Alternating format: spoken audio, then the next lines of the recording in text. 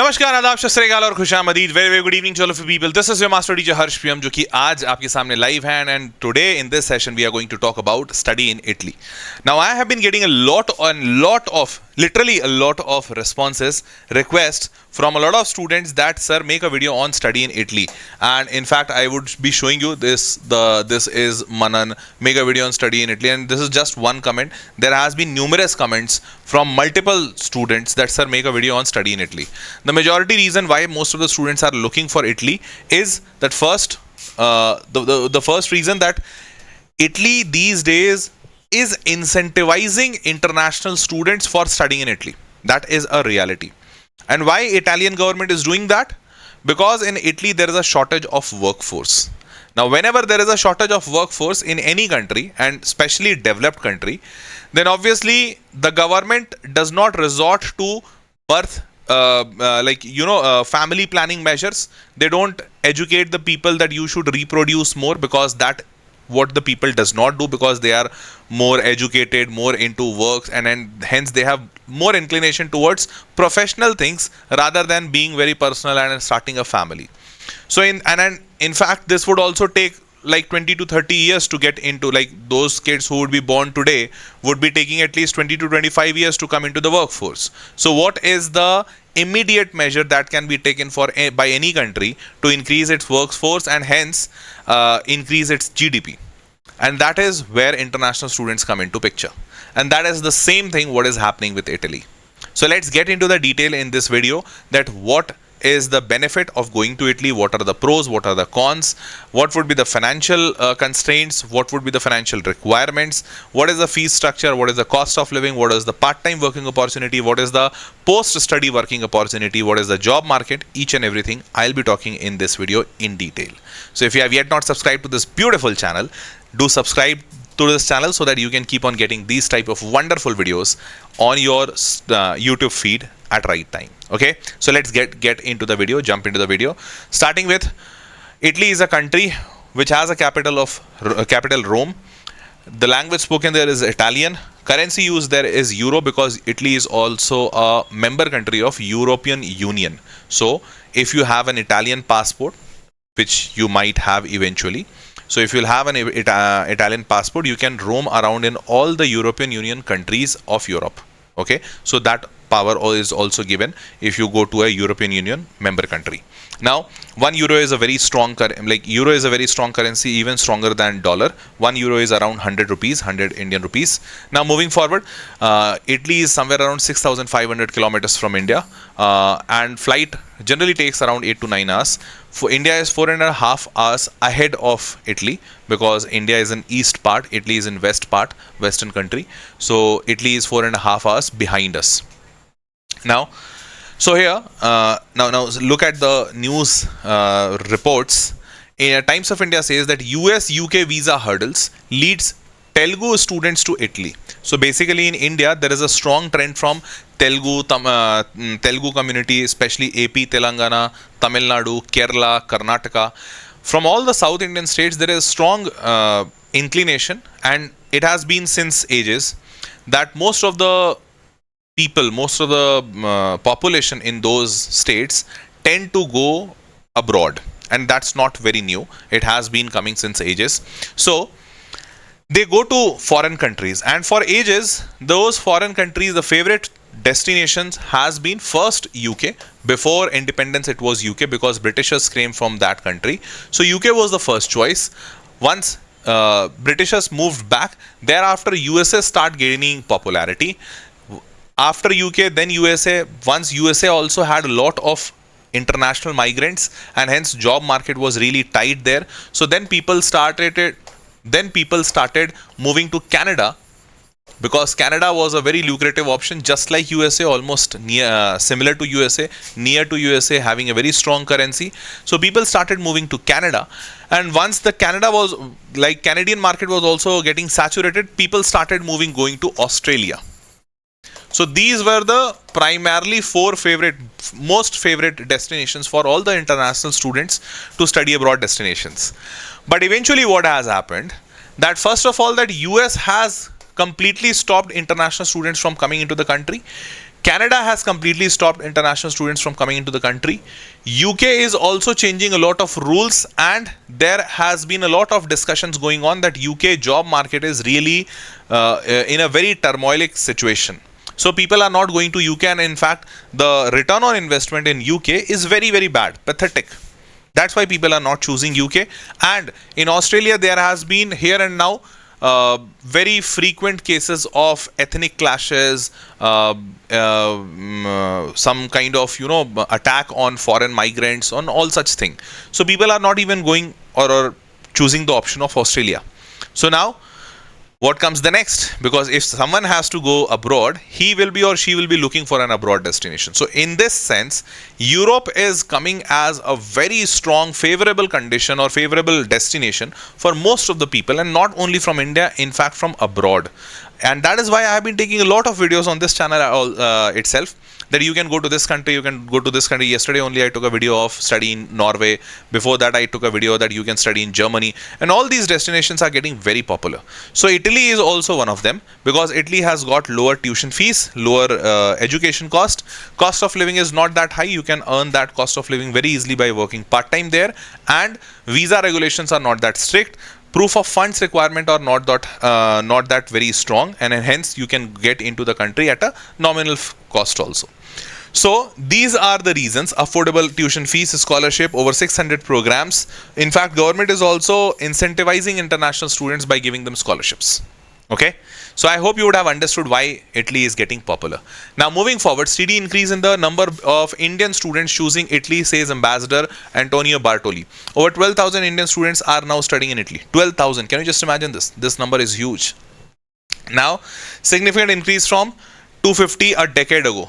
Last, like just 10 years before, this number was only 250. Can you just imagine? Only 250, and it has gone to 12,000 in just 10 years. Now, let's talk about the fee structure, how convenient or how affordable it is. So fee structure in public universities, like the government funded universities, it is around 90,000 rupees to 4 lakh rupees per annum. Even if I take the highest one, 4 lakh rupees per annum, it's not that high. In fact, almost similar fees is charged by IITs in India also. In IITs in India, they charge somewhere around 3 lakh rupees a year, 2.5 to 3 lakh rupees a year. Now, if you go to private universities, obviously they would be costlier. So that costs you somewhere around 10 lakh rupees to 35 lakh rupees a year. If you have that much amount, you can go for private universities. But most of the people who want an affordable education go for public universities, because admission to public universities are not that strict there. Now moving forward, accommodation, food and transportation, if you will add all of them, it will cost you somewhere around 42,000 to 94,000 rupees per month. Now this amount is higher compared to Indian cost of living. So even if I take a middle range somewhere around 50,000 or probably 50 to 60,000, so 50 to 60,000 minimum would be required for you to stay in Italy. Now would you be able to make this much amount? So working part-time opportunities, 20 hours per week is allowed, and the minimum wage is 7 euros. Based on that, you'll be able to earn somewhere around 55,000 rupees, a fairly decent amount, between 50,000 to 60,000 rupees per month, and hence you would be able to take care of yourself on your own in Italy. So your staying conditions would not be that bad, and you would be able to take care of your living expenses there in Italy. Now, what are the top universities? Which are the top universities? So at rank 111 in the QS World Ranking, the first university of Italy is Polytechnic University of Milan. Milan is itself a very famous place, especially for the fashion. Second is 132 University of Rome, La Sapienza. Third is 133 University of Bologna, 236 University of Padua, 241 Polytechnic University of Turin, and so on. The top 10 universities, the last one, the 10th university, also has a QS World Ranking of 382, which is a good ranking. So Italy has good universities. Now moving forward, what are the scholarships that are being given by the government of Italy or any private body? So the first government scholarship that is being given is DSU scholarship. Now this DSU scholarship is, the scholarship covers your full tuition fees, one free meal per day, thereafter free accommodation, or housing support. In addition to that, eligible students receive an annual cash grant of 6.5 lakh rupees. That is roughly 55,000 rupees. So you will be able to get a stipend of 55,000 rupees. So even if you don't want to work as a part-time, you would be able to cover your expense, your living expense, in fact your housing is already taken care, your one-time meal is already taken care, tuition fees is already taken care, and still you are getting 55,000 rupees per month for your own pocket expense. Next is, it is available for bachelor's, master's and PhD students and is valid for one academic year. You can renew it each year if you maintain a good academic progress. So if you maintain good academic progress, you can maintain this scholarship for an entire duration. And let me tell you, this is a government funded scholarship. Fine. Second is MAECI scholarship. This is also being offered by the Italian Ministry of Foreign Affairs. So again, a government scholarship, although this is only valid for masters and PhD students. Here you will be getting somewhere around 90,000 rupees for 6 to 9 months. Fine. Now moving forward, what are the admission requirements for Italian universities? Now you should be 17 years and above of age. Good part, you would be. Now second, your language requirement. So if your course has been taught in Italian, then you need to show Italian proficiency, but most of the students who are going from India would not have been taught in Italian, so they would be showing them English proficiency, English taught program. So if you are going for you can either go for an Italian taught program, then you'll have to show Italian proficiency, that is CELI, CILS and PLIDA. If you are going for an English taught program, which is also very common in Italy, so you will have to show English proficiency either through IELTS or TOEFL or Duolingo or whatever. But the most common is IELTS. And in fact, we also give preparation videos for students of IELTS on this channel only. Ashmita ma'am is there who teaches about IELTS on this channel only. If you are not following it, you can follow that also. Now next is that for all those top universities that I had shown you in the previous slides, the minimum IELTS scores are around 6 or 6.5 max.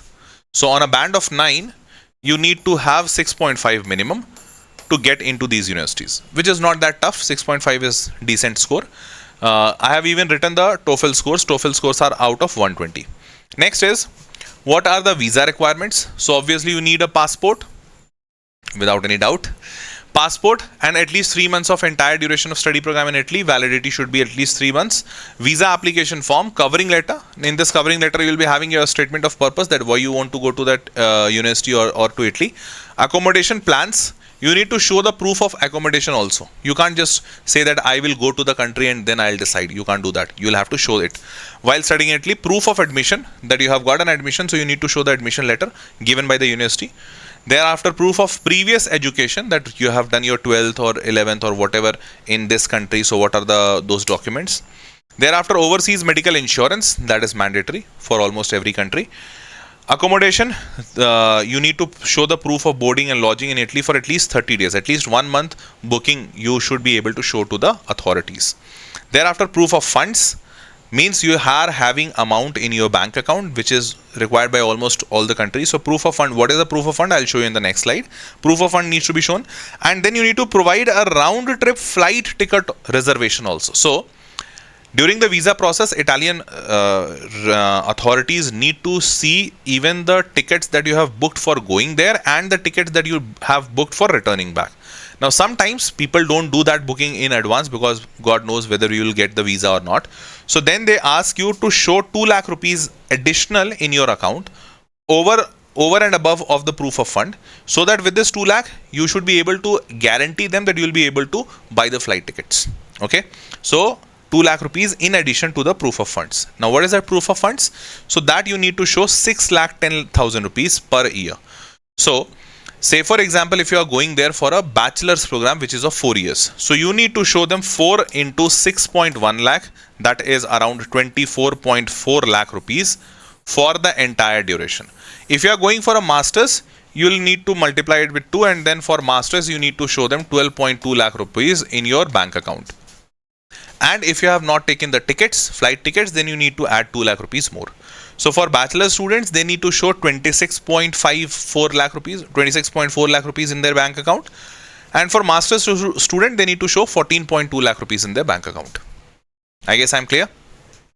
Now, What is the post study working opportunities? So in Italy, the most sought after career is journalism and translation.